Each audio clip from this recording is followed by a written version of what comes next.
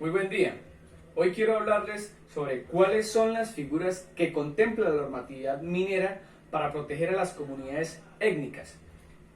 Para empezar, debemos hablar sobre la Constitución Política en su artículo séptimo, que nos habla que además de reconocer, fíjense que protege la diversidad étnica y cultural.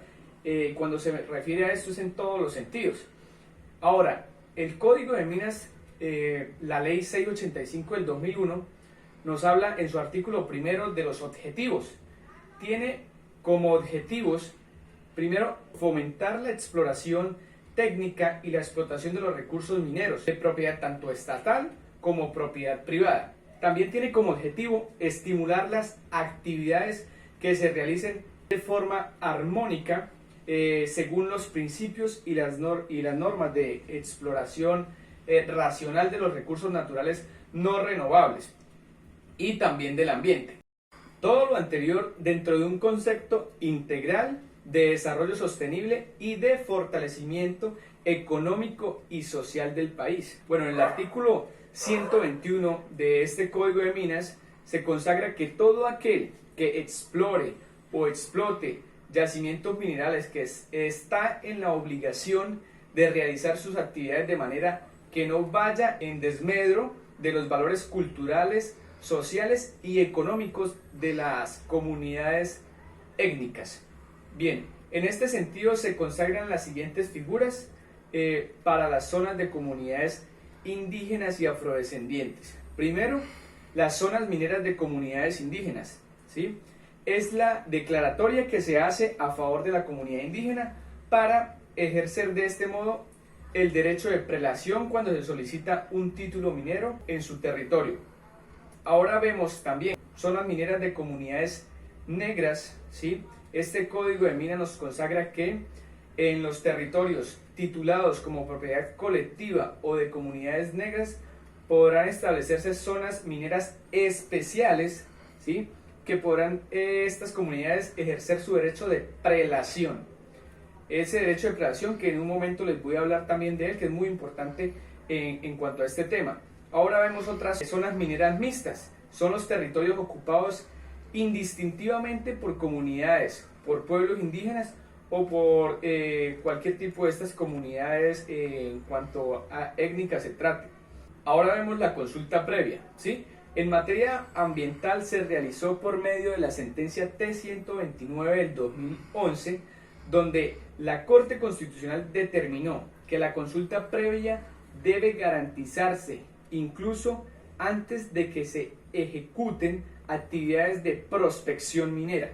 Los siguientes artículos de la Ley 685 del 2001, el Código de Minas, están relacionados directamente con temas ambientales asociados con el ordenamiento territorial y deben por lo tanto considerarse al momento de analizar las restricciones y condicionamientos para los proyectos mineros. Primero tenemos el artículo 34 que nos habla de las zonas excluibles de la minería. El artículo 35 nos habla de las zonas de minería restringida y el 38 del ordenamiento territorial. ¿Por qué traemos estos artículos al tema? Pues porque bien sabemos que nuestras comunidades étnicas, y cuando digo nuestras me refiero a las que se encuentran en el territorio colombiano, ellas tienen favorabilidad en estas premisas anteriores, ya que se respeta de tal manera la biodiversidad, la fauna y la flora, o la madre tierra, como nuestros indígenas y comunidades étnicas suelen llamarle. Bueno, en este momento vamos a hacer un paréntesis y hablaremos un poco sobre la participación de las comunidades étnicas en las decisiones sobre los recursos naturales y el ambiente.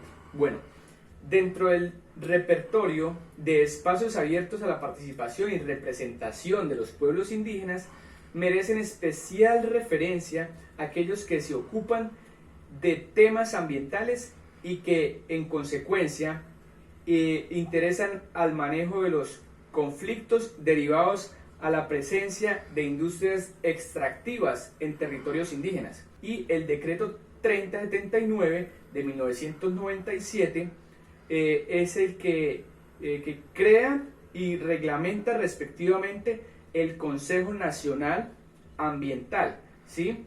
Instancia encargada de asegurar la coordinación a nivel público, políticas, planes y programas en materia ambiental y de recursos naturales renovables. Esto prevé la participación de un representante de los pueblos indígenas ante ese organismo de alto nivel. Otra de las normas que definen la participación de los pueblos indígenas en asuntos relacionados con bienes naturales es la Ley 843 del 2003, ¿sí? Una ley muy breve que determina la participación de las autoridades y de las comunidades indígenas en el desarrollo de modelos de producción ambiental y culturalmente apropiados. También vale mencionar que los decretos 1768 de 1994 y el decreto 2011 del 2006 reglamentan la participación y elección de los representantes de los pueblos indígenas en las juntas directivas de corporaciones autónomas regionales y de desarrollo sostenible. Bueno, ahora volviendo al tema minero étnico del que hablaba al principio en cuanto al desarrollo de la minería en el tema étnico, para terminar con la última estocada que le da la ley 685 del 2001 a las comunidades étnicas es el artículo 122, ¿sí? Nos habla de las zonas mineras indígenas. La autoridad minera señala y delimita, ¿sí?, con base en estudios técnicos y sociales dentro de los territorios indígenas, zonas mineras indígenas en las cuales la exploración y explotación del suelo y subsuelo minero deberán ajustarse a las disposiciones especiales del presente capítulo sobre la protección y participación de las comunidades y grupos indígenas asentados en dichos territorios. Toda por propuesta, ¿sí?, de parte de particulares para explorar o ya sea para explotar, ¿sí?, minerales dentro de estas zonas mineras indígenas será resuelta con la participación de los representantes de las respectivas comunidades indígenas, ¿sí?, representantes de los que les hablaba hace un momento.